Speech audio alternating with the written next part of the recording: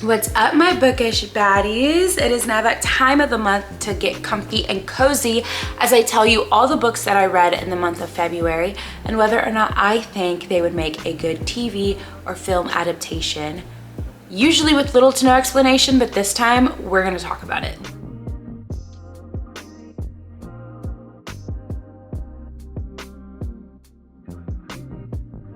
First of all, let me just say, I had a really good reading month.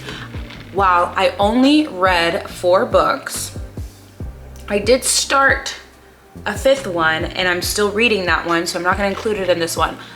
However, these books were so good and they were chunky, they were like meaty, and I loved them. So I am going to say a win is a win, and I had a really good February reading month. So first, I read Children of Blood and Bone by Tomi Adeyemi.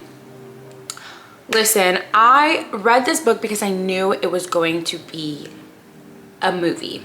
However, unless this movie is like 3 hours long, this would be better off being a TV series. Like, there is just no way. There's no way that they're going to capture everything that they need to capture in this movie, especially with Hollywood being the way it is right now, where they're constantly trying to speed things up and make everything like an hour and a half. There is no way to capture all of this and all of the action, the whole story, all the perspectives that we see. Because I think in this book, there's 3 different perspectives, and there's absolutely just no way to capture all of that in a movie. Now, this cast is stacked.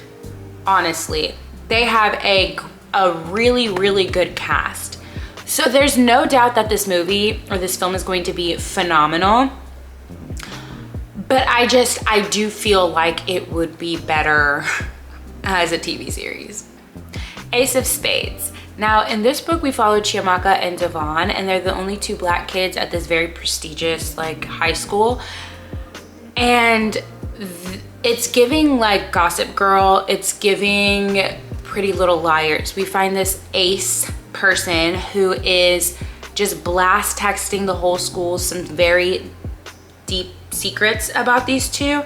Now, the plot twist as to who it is kind of actually, so we just follow Chiamaka and Devon as they try to figure out who this person is.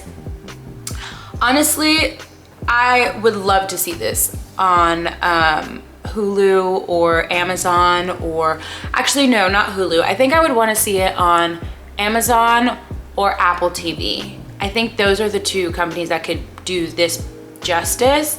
This would be a limited series and I would binge watch this. Like, I genuinely would binge watch this. This book was so good. Next up, The Dragon Republic by R.F. Kuang. This is the 2nd book in the Poppy War trilogy. And hear me out, anime. Now, for those of you who watch anime, you know some animes can get dark. And this is a dark trilogy. And when I first read the Poppy War, like the first book, I said, yeah, no, this reads like an anime. Like, I could totally see some of these characters being drawn out as like anime.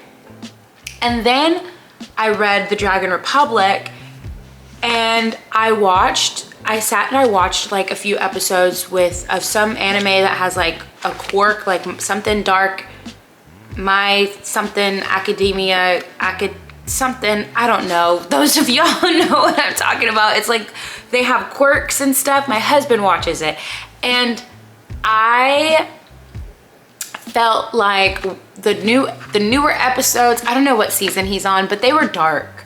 They were really dark, and it just reminded me of the Poppy War trilogy, and I said yes, that it solidified what I already knew, that the Poppy War trilogy should be an anime. I'm just saying, it's really good. And last but certainly not least, The Truth According to Ember. I read this book as a fluff up, okay? For those of you who know me, I love to read rom-coms. After I just read 3 really crazy, dark, mysterious books. I needed something to lighten up my mood. Yeah, no, this wasn't it. This did not lighten up my mood. You guys, this book gave me anxiety. Was it cute? Yes, it was. And this book, we follow Ember, who's half Native American and half white. And she is so tired that she's not getting hired anywhere. She keeps putting Native American on her resume, thinking it's going to get her hired, and it doesn't. So she finally was like, you know what, F the system, and she decides to lie. And she puts that she's white on her resume. She puts that she has like an accountant degree. And somehow, some way, she gets this job at this startup firm and ends up working directly underneath the CEO, not knowing what she's doing.